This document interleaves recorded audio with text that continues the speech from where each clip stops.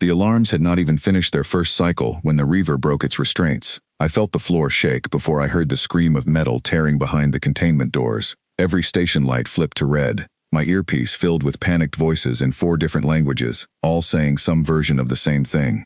It is loose. It is loose. Get everyone out of Bay 4. I was standing in the corridor outside Bay 4 because I had been sent to deliver a supply crate, the kind of errand nobody trusted me with anything bigger than. That is what they thought of me here. The smallest human on the station, the one who could not lift a standard equipment case without help, the one the Tharn soldiers called Little Bones when they thought I could not hear them.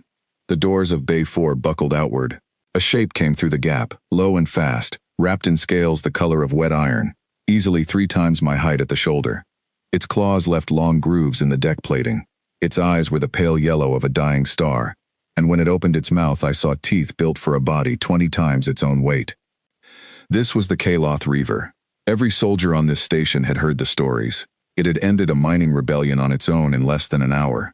It had no handler who dared stand within 10 meters of it without a drone shield.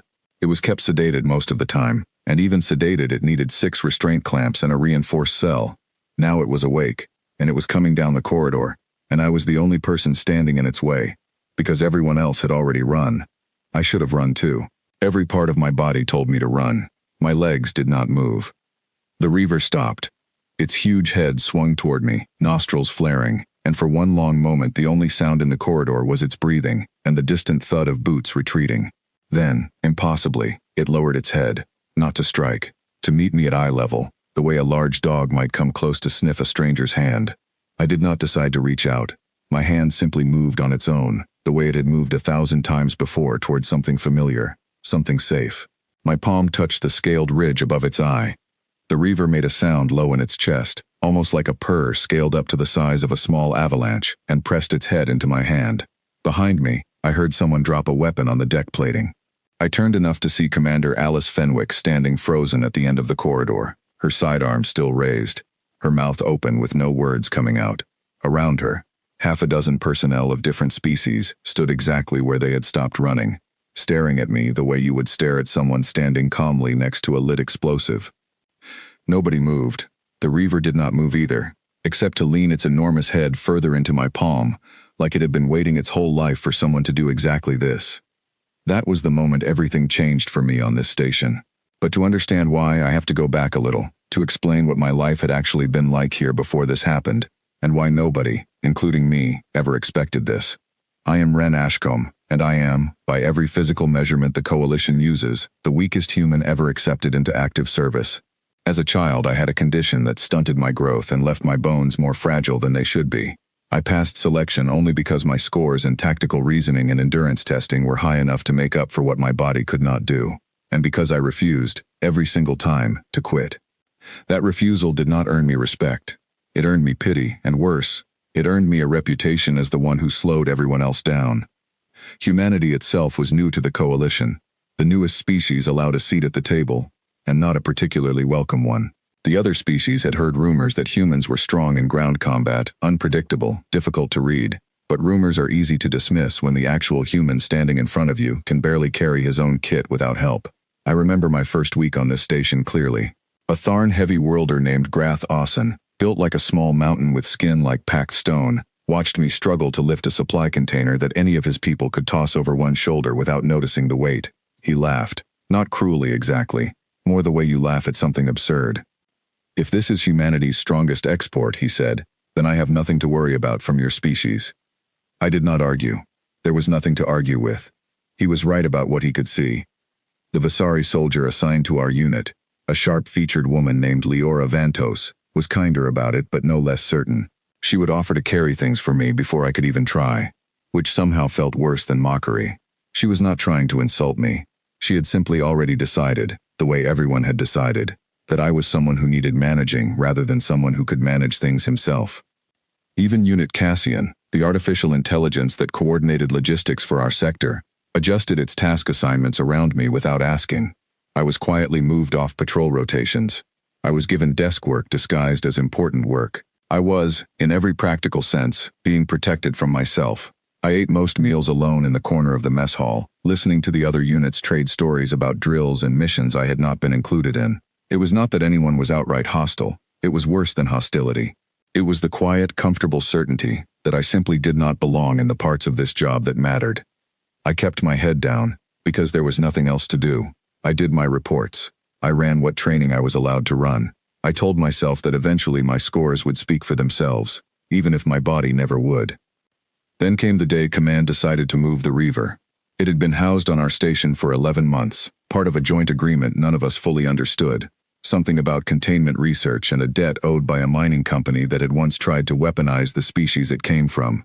All anyone knew for certain was that it was dangerous beyond anything else in the sector, and that it was scheduled for transport to a secure facility 3 jumps away. The transport required moving it from Bay 4 to the docking ring, a walk of perhaps 200 meters through reinforced corridors. Command had planned for weeks. Drone handlers, sedation protocols, a full lockdown of every corridor along the route. Something in the sedation failed. I still do not know exactly what, and by the time anyone figured it out, the Reaver was already loose and I was already standing in its path with an empty supply crate at my feet. After that first frozen moment in the corridor, things happened very fast, but I remember every second of it with strange clarity, the way you remember the most important moments of your life, even when everything is a blur of motion and shouting.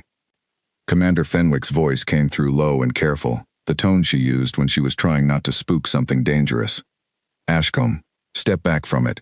Slowly. I could have. The Reaver's head was still pressed into my palm, its breathing slow and even now instead of the ragged, furious sound it had been making moments before. Every instinct told me that moving suddenly would be a mistake, so instead of stepping back, I did something that made every person in that corridor go rigid with fear for me. I scratched the ridge above its eye, the way you might scratch a large dog behind the ears, and I said quietly, "It is all right. Nobody here is going to hurt you." I do not know why I said it. I do not know why I believed it, but the Reaver's low rumbling sound deepened, and its enormous body, which moments before had been carving grooves into the deck plating in its fury, settled lower, until it was almost lying at my feet like something exhausted finally allowed to rest. It took nearly 20 minutes before anyone else dared approach. When they did, the Reaver's ears, if you could call them that, flattened, and a warning growl rolled through its chest, aimed at anyone who was not me. Commander Fenwick ordered everyone back immediately. We spent the rest of that day in a briefing room, while researchers and handlers argued about what had just happened. I sat quietly in the corner, the way I always did, except now every eye in the room kept drifting toward me instead of past me. It was a researcher named Priya Ose who finally found the answer. 3 days later, buried in old Coalition records that had been sealed for decades. The species the Reaver had been engineered from, back before any weaponization, back before anyone had thought to make it into something feared, had first been encountered by a small human expedition on a border world nearly 40 years ago. It was not a combat mission. It was a survey team, unarmed, cataloging wildlife on a world nobody expected to find anything dangerous on. The expedition's records described an unusual event. The creatures they encountered, distant ancestors of what the Reaver had since become, had approached the humans without aggression, had in fact seemed drawn to them, in a way none of the surveyors could fully explain at the time. The final report used a word that made my chest go tight when Priya read it aloud: kinship. The surveyors described something like kinship, an instinctive recognition rather than domestication, as though the creatures had decided, on some deep biological level, that humans were not predator and were not prey, but something closer to family. The lead surveyor on that expedition was listed by name in the record: Constance Ashcombe, my grandmother. I sat very still when Priya said the name, because I had grown up hearing stories about my grandmother's work on frontier worlds, stories I had always assumed were exaggerated the way family stories tend to be. I had never once imagined that one of those stories might explain why a genetically engineered apex predator, feared across 3 sectors, had walked straight past every armed guard on this station to lay its head in my hand. Priya explained what the researchers now believed. Whatever had caused that original recognition, decades ago, had been bred into the Reaver's lineage along with everything else, buried under generations of engineering, meant to create a weapon rather than a companion. The weaponization had suppressed it, layered aggression and conditioning on top of it, but it had never actually erased it. It was still there, waiting, the way a language you learned as a child never fully disappears even if you stop speaking it. Humans, to this creature and whatever remained of its ancestral instincts, were not something to fear or obey. We were kin, and apparently that recognition ran deep enough, strong enough, that even years of conditioning built to make the Reaver a weapon could not erase it entirely. I was not special. I had not done anything to earn this. I was simply human, the same as my grandmother had been, and that had always been the secret nobody on this station had bothered to look for, because they were all too busy measuring me by the size of my arms instead of the blood in my veins.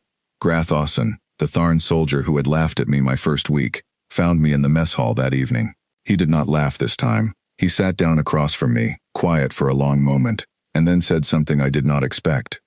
"I misjudged you," he said. "I judged your body, and never asked what else you might be carrying." I told him it was all right, because it genuinely was. I understood why everyone had thought what they thought.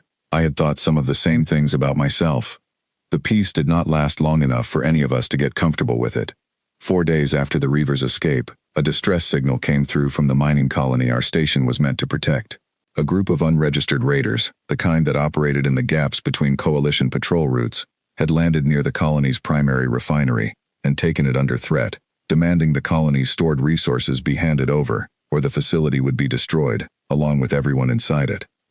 Command scrambled every available unit, Grath's Tharn squad, Leora's Visari detachment, even Unit Cassian rerouted every drone we had toward the colony. I was assigned, as always, to logistics support, monitoring communications from the station rather than joining the response. It was Commander Fenwick who changed that.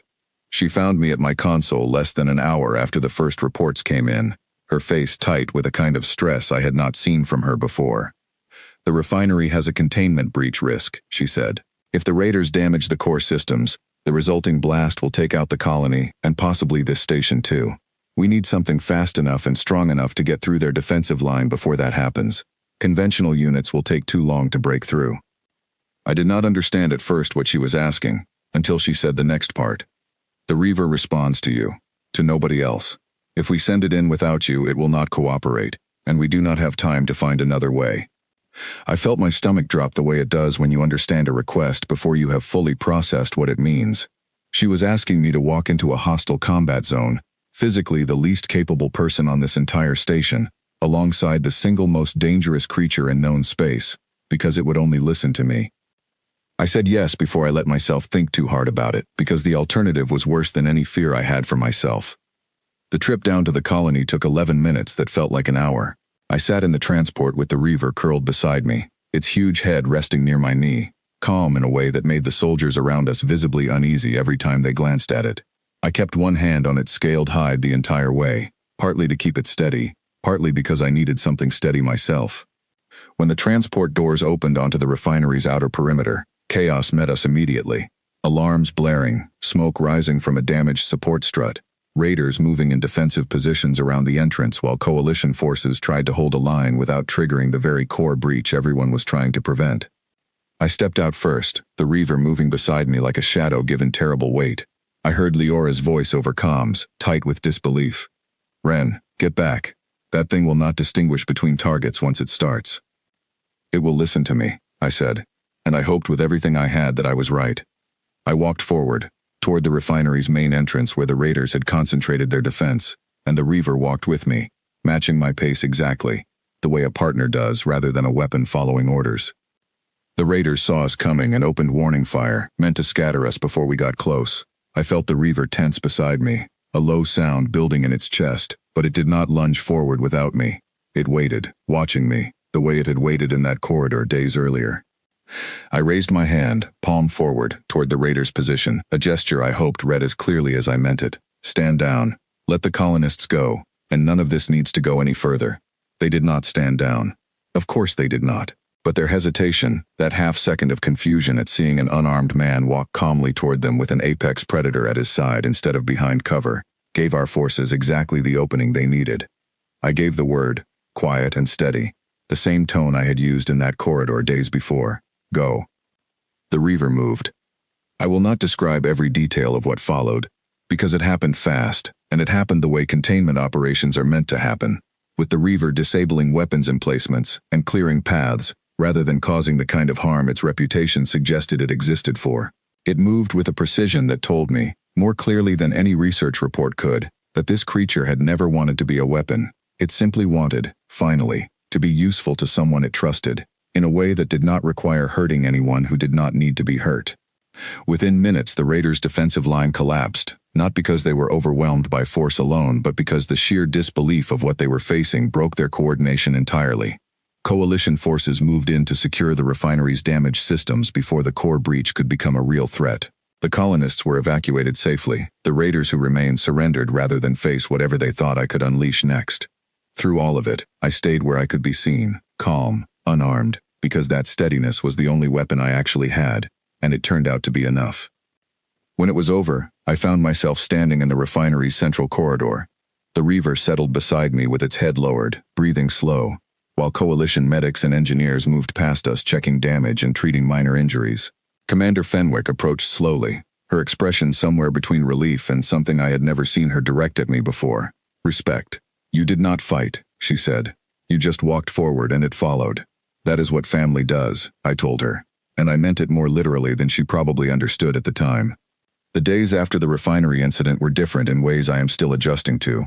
Grath started including me in training sessions, not out of pity but because he wanted to understand how someone my size had walked calmly toward armed raiders without flinching. Leora stopped offering to carry things for me and started asking, instead, what I thought about our unit's tactics, as though my opinion carried weight now rather than needing to be managed around. Even Unit Cassian adjusted its assessment protocols, flagging me for missions rather than quietly steering me away from them.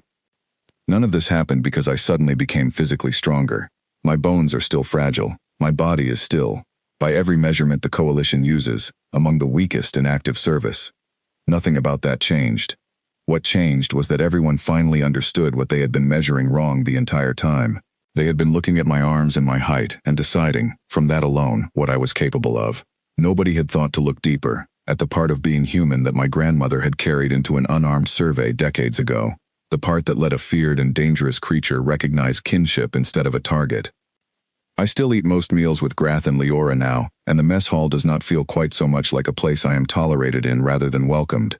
The Reaver has been reassigned to permanent station duty rather than transport, on the understanding, quietly written into every Coalition file about the incident, that it will only serve alongside me.